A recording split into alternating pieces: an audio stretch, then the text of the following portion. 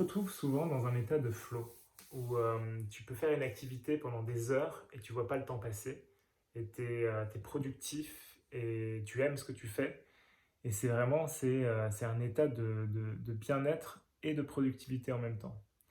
Et c'est vraiment un état que je recherche toujours et quand je fais une activité et que je sens que je suis à contre-courant, donc il y a plusieurs solutions en fait qui s'offrent à toi. Donc tu peux, si c'est possible, tu peux changer d'activité, si tu peux renoncer à faire l'activité.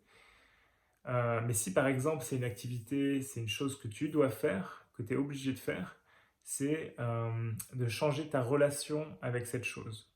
Donc une fois que tu pars du principe que tu es obligé de faire cette chose, ça sert à rien de continuer à résister la chose. Et maintenant tu peux, on va dire, faire la paix avec cette chose et, du coup regagner cet état de flow.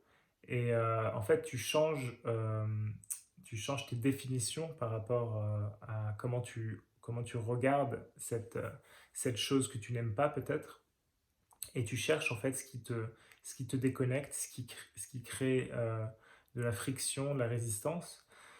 Et donc ensuite, l'idée c'est à un moment donné, en fait, tu vas atteindre un état d'être où tu vas être dans le flow la plupart du temps. Et, et donc, en fait, quand tu atteins cet état où tu es presque tout le temps dans le flow, maintenant, tu vas pouvoir reconnaître ce qu'on appelle les flow breakers, donc ce qui casse ton flow, en fait. Les moments, en fait, il y a des moments qui vont casser ton flow.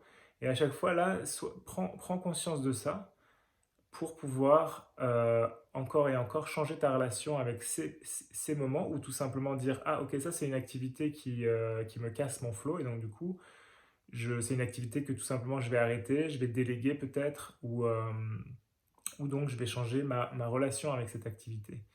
Donc pour moi c'est vraiment un truc crucial puisque quand tu es dans le flow c'est juste un plaisir pas possible de faire ce que tu es en train de faire et tu vois pas le temps passer, en fait, c'est l'amour pour l'activité que tu es en train de faire.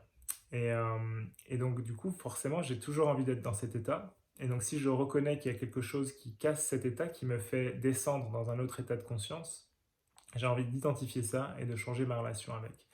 Ou bien, si c'est possible, de déléguer ou d'arrêter tout simplement la tâche.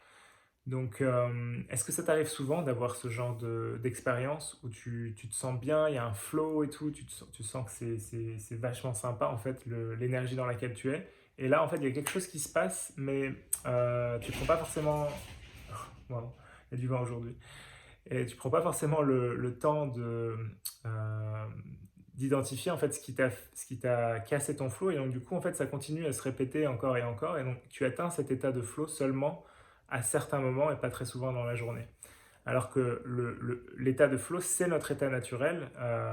C'est juste que on a été conditionné et nos conditionnements font que on n'est pas forcément dans cet état toute la journée. Mais c'est tout à fait possible et moi personnellement, c'est ce à quoi j'aspire, c'est d'arriver vraiment dans cet état, que ce soit constant, quoi. Dis-moi ce que tu en penses, dis-moi si tu as ce genre d'expérience et si ça t'arrive souvent d'être dans le flow et je te dis à demain, ciao.